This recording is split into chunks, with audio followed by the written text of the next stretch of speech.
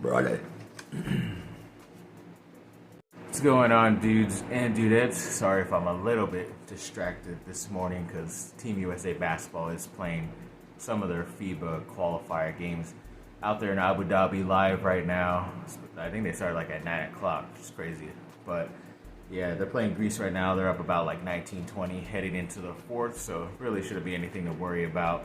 They're going to be taking care of business, hopefully, this game and the next couple to be able to just, get through this exhibition and then FIBA World Cup qualifying to come up soon towards the end of the month or maybe beginning of next month. I don't really remember, but either way, that's happened soon because the NBA season should be starting up, at least the training camp wise, in September at some point.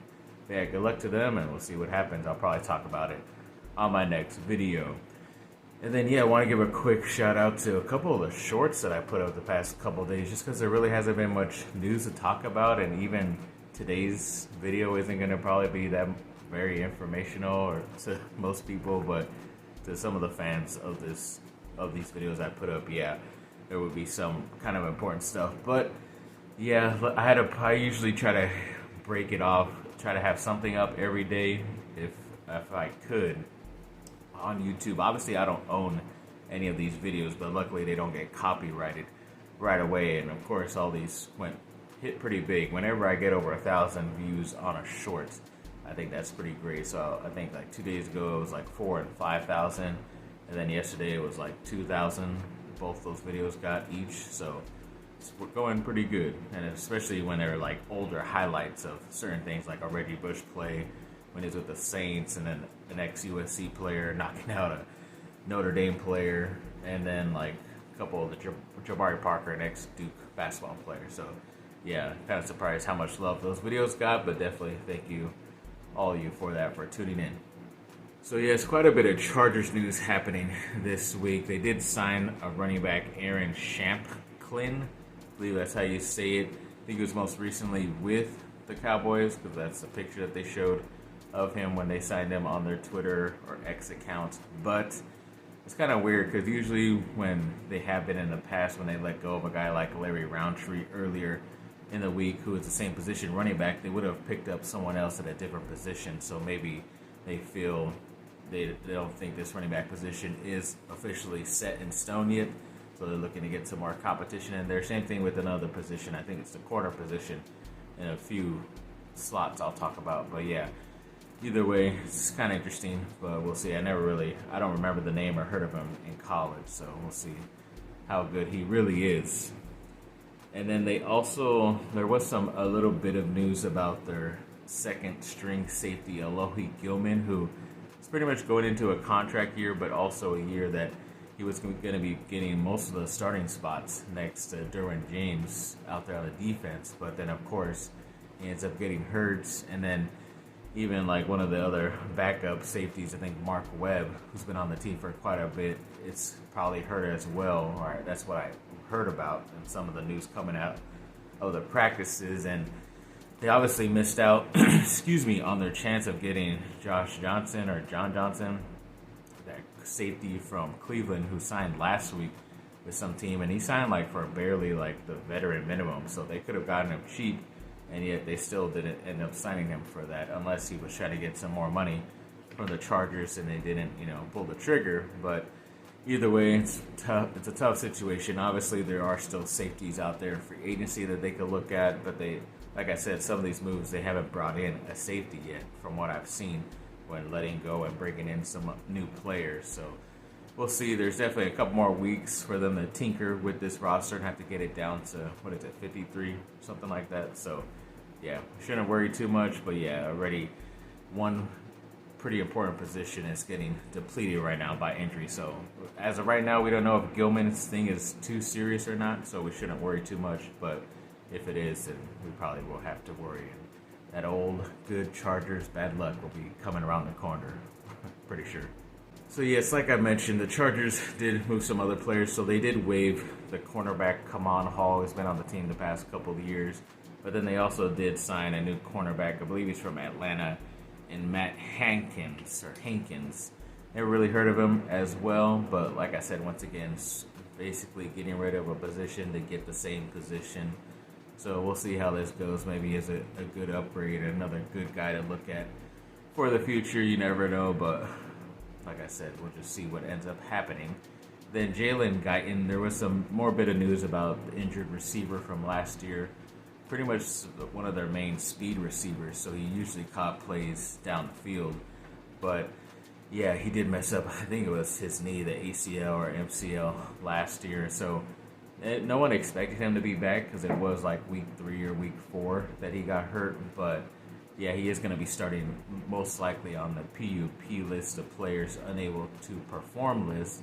So he has until, I believe, week 4 to come back. So at some point, they could take him off the list, and then he could still like gear up for like the next 2 or 3 weeks or something like that. And if he doesn't end up coming back, then he has to be put back on injured reserve for the rest of the season. I believe that's how it goes. But yeah, either way, there's some hope that he will be back around that time that he sadly hurt himself last year. But hopefully it will be because he is 100% healthy and ready to go.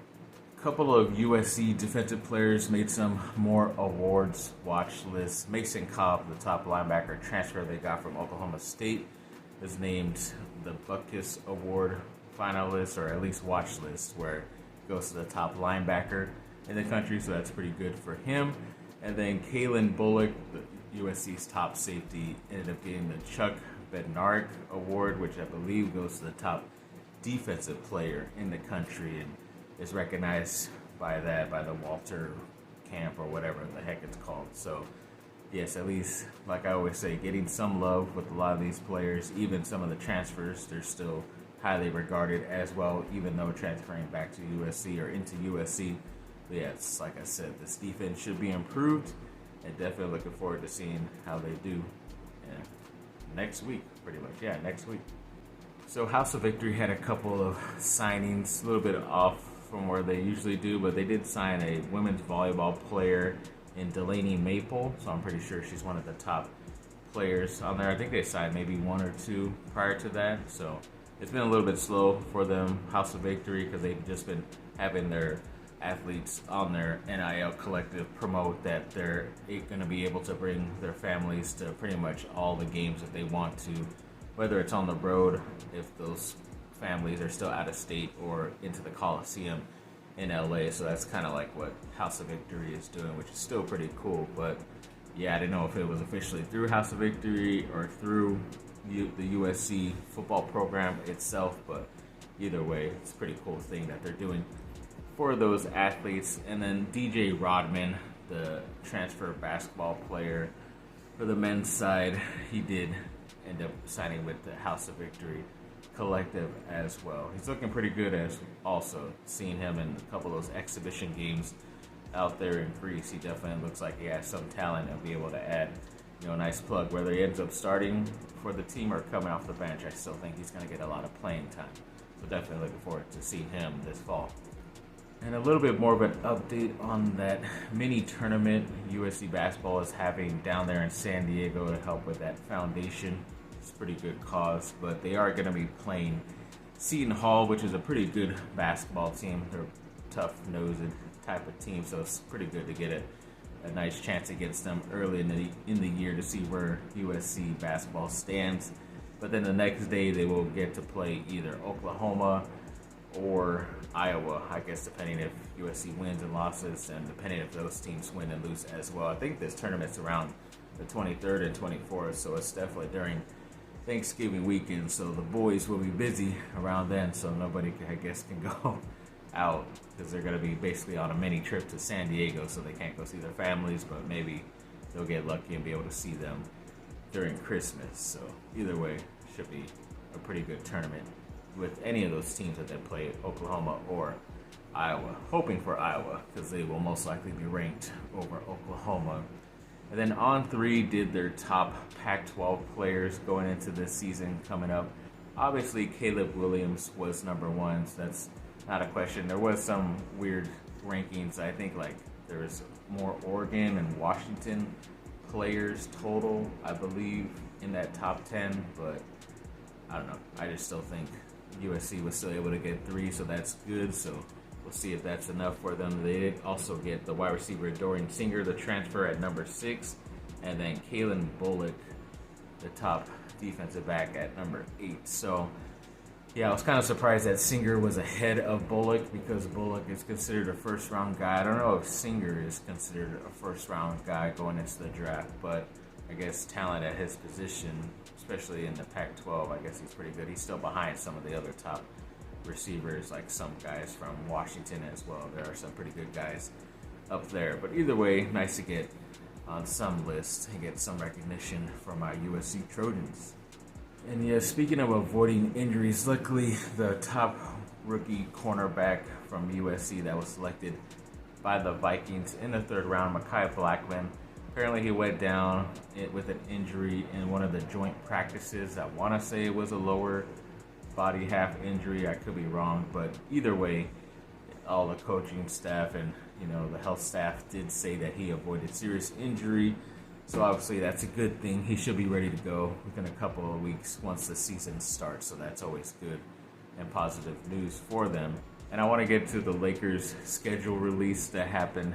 I think it was yesterday or today. I forget when. But yeah, the first couple of games are going to be pretty good. Because I forget if I talked about the Christmas game, but I'll talk about that after I talk about the first 5 opponents because they opened up the season to some pretty good competition. They go at Denver, so I'm sure that'll be on all broadcasts like TNT and stuff. And then they have their first home game against Phoenix. You heard me talk about that. And then play on the road at Sacramento, which is barely on the road. And then they get another nice up-and-coming team in Orlando, which is Paolo Banchero's, the ex-Duke player, #1 overall picks team coming into town.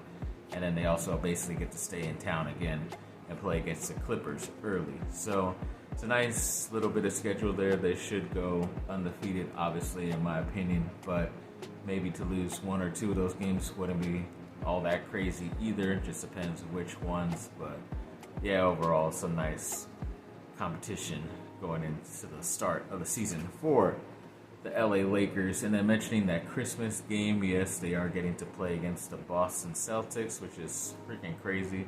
I don't know if I've ever seen that, being a Lakers fan, that they got to play against the Celtics on Christmas. I could be wrong, but either way, yeah, it's going to be a great matchup. Obviously, getting to see Jason Tatum, and it looks like it's going to be a Lakers home game as well. So they'll most likely play the middle slot because they are in California. So overall, everybody's going to be able to get to watch them, and hopefully, Tatum doesn't want to go off against the team he rooted for while growing up once again. But yeah, all those stars better get to play, because if not, then I'm not going to even bother watching during that time, because obviously I will be busy with my family. So yes, thanks for watching, people. Like, subscribe, comment down below. Let me know what y'all think. Have a great rest of your day. Bye.